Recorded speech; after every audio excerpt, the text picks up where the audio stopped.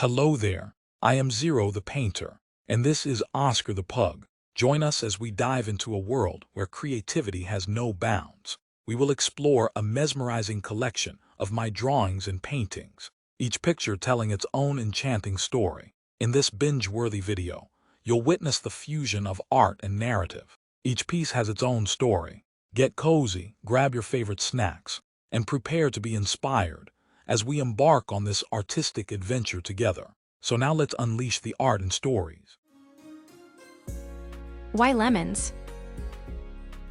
Why use lemons in art?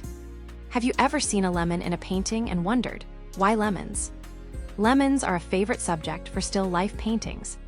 A lemon still life refers to a style of painting particularly popular in 17th century Dutch art. This art features lemons as a prominent subject. Lemons are often depicted with a focus on their texture, color, and symbolic meaning. Lemons can have many meanings in art, and Dutch painters capitalized on this idea. The artfully peeled lemon with its shiny flesh and spongy pith became a beloved detail of Dutch still life painters as early as the 17th century. Lemons can represent abundance and exoticism.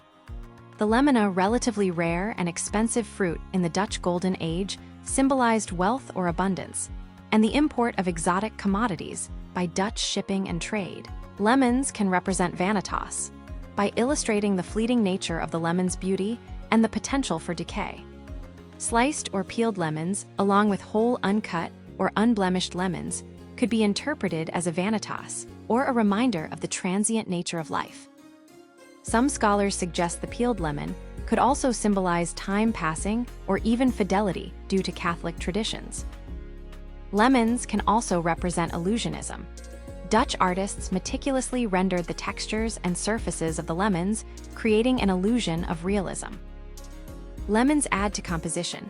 Lemons were often shown whole, sliced, or with the peel hanging off the edge of a table or plate. This strategic placement gives a painting depth and composition. Now, when you see lemons in a painting, you will know a few of the reasons why they might be there.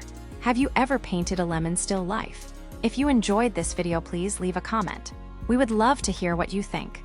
Thanks for watching. I hope you will watch more of our videos. We have tutorials, stories, and more. So if you enjoy art with a story, please subscribe.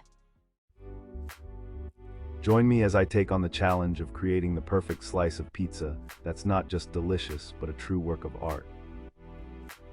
I wanted to contribute to this art exhibition here in our town, so I decided that I would paint my favorite food. That, of course, is pizza. But first I have to make the perfect pizza. Then I would have the slice that would be my model. This stunning slice would be my muse, my shining example of perfect pizza. Together we would answer the question, is pizza art?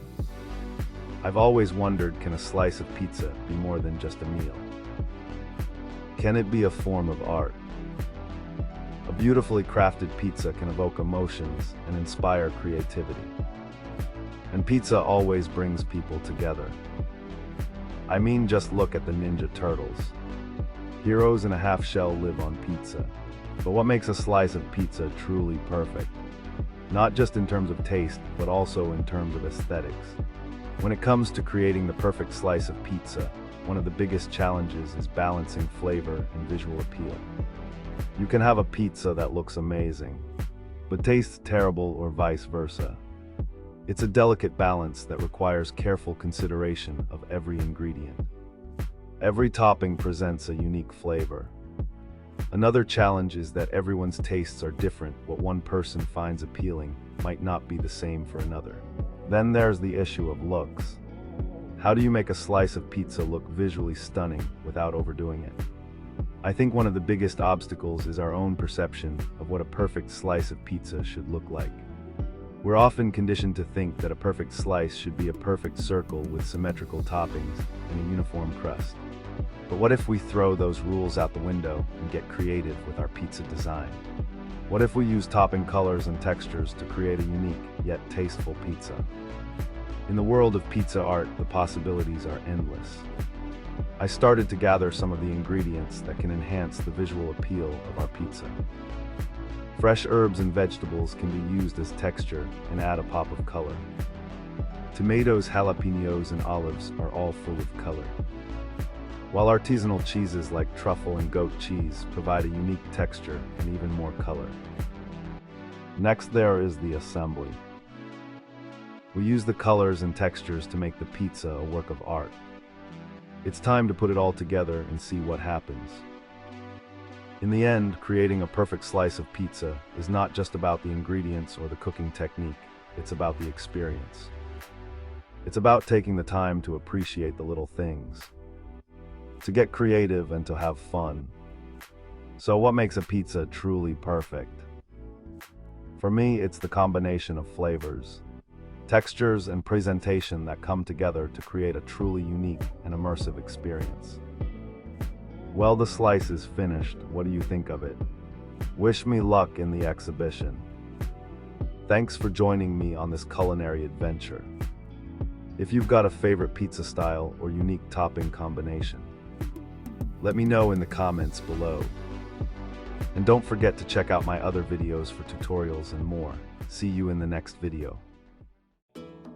The Simpsons is an American animated sitcom created by Matt Groening for the Fox Broadcasting Company. Fox was a new network at the time, and they were trying to make a name for themselves. Fox wanted to be edgy, funny, and maybe a little bit raunchy. Family shows were at the top of the ratings, so this seemed to be a perfect fit for Sunday night.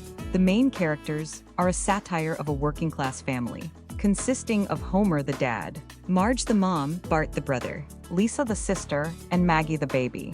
The series lampoons many aspects of American culture, society, politics, and history. The cartoon made its debut as 60-second animated bumpers for The Tracy Ullman Show, with the first short airing on April 19, 1987. The shorts were then expanded into a full-length 30-minute television spin-off by 20th Century Fox, first airing on December 17, 1989. As of 2024, 35 seasons have aired, and the 36th season began on September 29, 2024.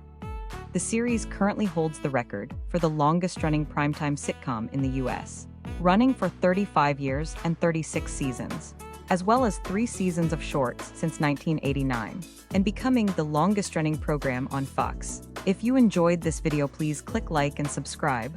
Thanks for watching. The story of coffee is told one cup at a time. Our story begins in Ethiopia, where a goat herder named Kaldi noticed his goats were unusually energetic after eating the berries of a particular tree.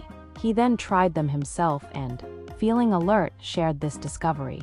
And the tradition spread across the world, from their humble origins in the Middle East as places for social and political discourse. Coffee houses spread globally, becoming hubs for intellectual exchange, business, and even revolution, evolving into the modern coffee shops we know and love today. Coffee houses first emerged in the Middle East during the 15th and 16th centuries, becoming popular meeting places for various discussions. The Ottoman Empire saw the rise of coffee houses, providing a place to socialize and share ideas, especially since alcohol was forbidden for many practicing Muslims. The coffee house's egalitarian structure, where anyone could come and order a cup, challenged traditional social norms. These early coffee houses were often viewed with suspicion, even banned due to the political sentiments expressed within their walls. The idea of coffee houses spread to Europe, with the first coffee house in London appearing in 1652. England saw the rise of coffee houses, with them being called penny universities due to the low cost of entry and the breadth of information available within them. Coffee houses made their way to America, with Boston's first coffee house established in 1676. American coffee houses like those in England served as business hubs. The Tontine Coffee House in New York was the original location for the New York Stock Exchange. The modern coffee shop is a direct descendant of these early coffee houses, with establishments like the Gaggia Coffee Bar in Italy pioneering the use of espresso machines, leading to the development of espresso machines and flavors. Coffee is not only a beverage, but also a significant factor in global economics and trade. If you like this video, kindly leave a comment. And please click like and subscribe. Thanks for watching. Water is essential for life on Earth. We drink it, we bathe in it, And we grow agriculture with it. But what else does water do for us and the earth? Here are some interesting facts you might not know about water. You may be surprised to hear water is the most common substance on Earth. Did you know water is the only substance found naturally in 3 forms: solid, liquid, and gas? Water is composed of 2 hydrogen atoms and 1 oxygen atom, H2O. Lucky for us, water regulates the Earth's temperature. Also lucky for us, water regulates the temperature of the human body. In animals and plants, water carries nutrients and oxygen to cells. Drinking lots of water helps to cushion joints. In animals, water protects organs and tissues. Water removes wastes from cells. Our bodies are comprised of about 70% water. A person can only live about a week without water. 97% of Earth's water is saltwater, and only 3% is freshwater or drinkable. 2/3 of freshwater is trapped in glaciers and ice caps. Water is essential for sustaining life on Earth. The human brain is about 75% water, and bones are about 31% water. Water weighs about 8 pounds a gallon. Did you know it takes 120 gallons of water for a hen to produce 1 egg? A jellyfish and a cucumber are each 95% water, and you can actually eat both. Most life on Earth is composed of water. So if you think about it, your mom is about 75% water, and the rest is all love. If you are new here, please click subscribe. If you liked the video, please click like. Don't forget to subscribe to see more. Thanks for watching.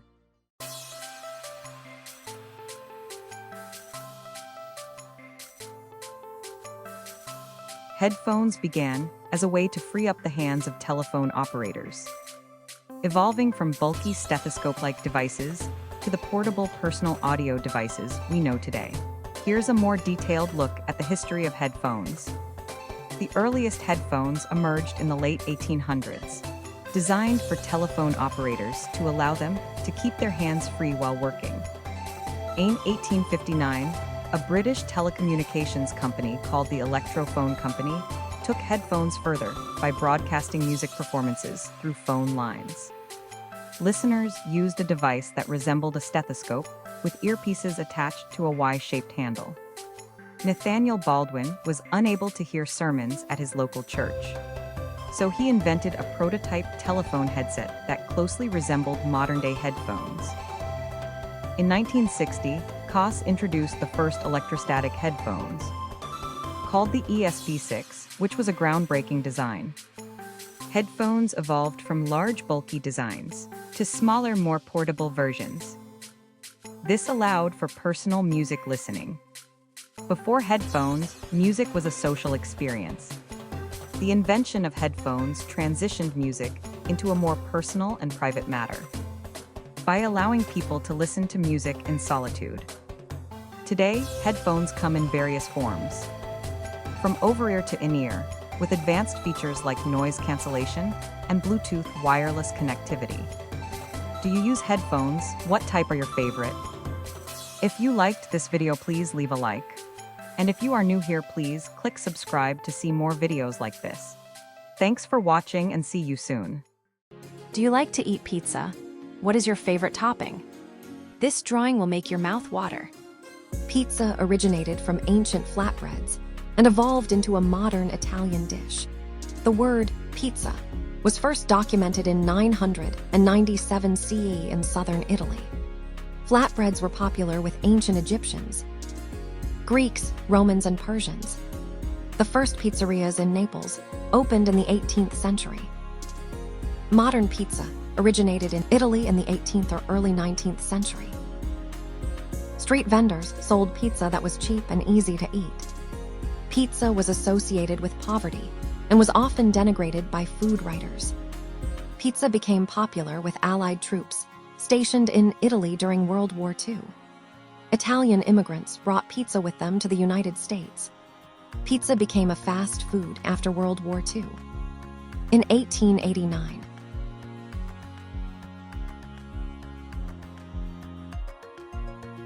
if you enjoyed this pizza-filled video, please click like and subscribe. Tacos are my favorite food. The history of tacos can be traced back to ancient Mexico, where they were a staple food for indigenous peoples. The taco has evolved over time, incorporating new ingredients and flavors. The Aztecs and Mayans are believed to have eaten corn tortillas filled with meat and vegetables. The Aztecs used tortillas as edible spoons, filling them with small fish or roasted meats. The Spanish brought new ingredients like beef, chicken, pork, and cheese. The Mexican-American taco was an adaptation of the Mexican taco that used locally available foods. Today, tacos are now available in many varieties, including soft-shell and hard-shell tacos. High-end restaurants have reimagined tacos with ingredients like truffle-infused tortillas, Wagyu beef, or lobster. Tacos and the United States. Tacos came to the United States via Mexican migrants. Tacos are now a staple in most American households. If you enjoyed this video, please click like and subscribe.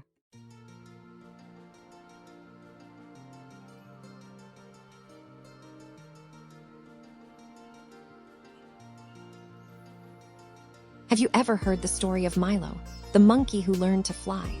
No. Well, once upon a time, in the heart of a lush jungle, lived a curious little monkey named Milo. Unlike his friends, who were happy swinging through the trees, Milo had a burning desire to fly. He would often watch the birds soaring effortlessly through the sky, their wings catching the sunlight, and dream of experiencing the world from above. Every day, Milo would climb to the highest branches and leap, hoping to catch a bit of air, but only ever managed a clumsy short glide. He tried fashioning wings from leaves, vines, and even feathers he found on the ground. But each attempt ended in a comical crash. One day, while contemplating his latest failed flight, Milo met a wise old owl named Hoot. Sharing his dream, Milo was met with a gentle chuckle. "Little one," Hoot hooted, "flying isn't just about wings. It's about believing in yourself and understanding the wind." Intrigued, Milo asked for guidance. Hoot explained that the wind could be a monkey's friend, teaching him to ride the currents and glide further. From then on, Milo spent his days studying the wind patterns, feeling the subtle shifts in the air, and practicing his jumps, trying to harness the wind's power. As days turned into weeks, Milo began to notice a change. He could now leap further, sometimes even catching a small air pocket that would lift him slightly above the tree canopy. His friends encouraged him to keep trying. You see, monkey friends are very encouraging. His friends, initially amused by his antics, soon changed their tune. They started to cheer him on, impressed by his dedication. They could see the change in Milo. He was starting to believe, and let me tell you, when you believe, anything can happen, even the impossible. One sunny afternoon, as Milo jumped from a particularly high branch, he felt the wind lift him higher than ever before. He spread his arms, feeling the air beneath them. And for a moment, it was as if he were flying. And then, he realized he had not landed. Milo was really flying, like a funny hairy bird. He was really flying. He soared above the jungle, the world below him looking like a miniature landscape. He saw his monkey friends swinging through the trees beneath him. He flew fast and high. The birds circling nearby began flying alongside him. He flew over the trees and rivers, so high he could see for miles. Although his flight was short, Milo landed with a joyous grin, knowing he had finally achieved his dream. He had not only learned to fly, but also discovered the power of perseverance and the magic of believing in the impossible. From that day on, Milo was known as the flying monkey, a symbol of courage and the endless possibilities that come with chasing your dreams, no matter how out of reach they may seem. You can fly too, just follow your dreams like Milo. If you liked this story, please leave a like and a comment. And if you're new here, please subscribe to our channel. We have new art and stories every day. Thanks for watching, and I hope to see you soon. From 1957 to 1983, a chimpanzee named Ham the Chimp and Ham the Astro Chimp was the first great ape to be launched into space. Ham, a young chimpanzee born in the jungles of Africa, was destined for a life unlike any other. He was chosen to become the first primate in space, embarking on a historic journey as part of NASA's Project Mercury. Captured and brought to Holloman Air Force Base in New Mexico, Ham underwent rigorous training, learning to manipulate levers in his capsule in exchange for treats, all while being monitored closely by scientists. On January 31, 1961, strapped securely into his tiny spacecraft, Ham launched into the sky, soaring above Earth in a suborbital flight. During his brief time in space, he successfully completed his assigned tasks, pulling levers as instructed, proving that a primate could handle the stresses of space travel. When Ham's capsule splashed down in the Atlantic Ocean, the world watched with bated breath as rescue teams retrieved the chimp, who emerged safe and sound, becoming an instant global celebrity. Though his spaceflight was short, Ham's mission provided crucial data for future human space missions, paving the way for Neil Armstrong's historic moon landing. After his space adventure, Ham spent his remaining years at the National Zoo in Washington, D.C., where he was adored by visitors and remembered as the brave Astro Chimp who dared to venture into the unknown. A few facts about the Astro Chimp Ham. HAM stands for Holloman Aerospace Medical Center, the facility where he was trained. Ham flew on a suborbital flight as part of Project Mercury on January 31, 1961. Ham's successful flight proved that primates could endure the conditions of space travel, paving the way for human space exploration. If you enjoyed this video, please click like. If you are new here, you might want to subscribe to see more art stories. Hope to see you soon. A rainbow awaits. Naive little water drops never knew what they were, what they could do. Upon their downfall, they saw the sun. The sun shone bright and magic spun. A band of colours poured from the drops. Exquisite scenery high above the crops. Bright old sun had till then just burned. It saw that in the rainbow the drops had churned. It saw its own reflection in the colours that appeared. It saw itself caring when it had never cared. It made the water shine when it fell from its height. It showed the drops to their very own might. Dear old sun makes rainbows every day. It still burns and still makes the drops gay. The water never fears and takes on the fates. As long as the sun shines, a rainbow awaits. You, my dear friend, are a rainbow. So let your colours shine for the world to see.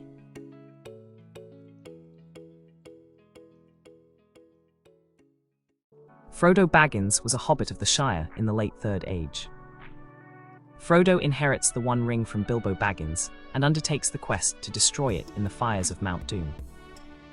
Frodo sets off with his friend Samwise and the Fellowship for Mount Doom, trailed by Gollum, with the ring getting closer to its master. Frodo became progressively weaker as its influence grew. As they reached Mount Doom, Gollum reappeared and attacked Frodo. Gollum got past Sam and attacked the invisible Frodo, biting off his finger, and finally regained his precious. As he danced around in elation, Gollum lost his balance and fell with the ring into the lava. The ring was thus destroyed, and with it Sauron's power. Frodo and Sam were rescued by Gandalf and several great eagles as Mount Doom erupted. Thanks for watching. If you enjoyed this video, please click like and subscribe.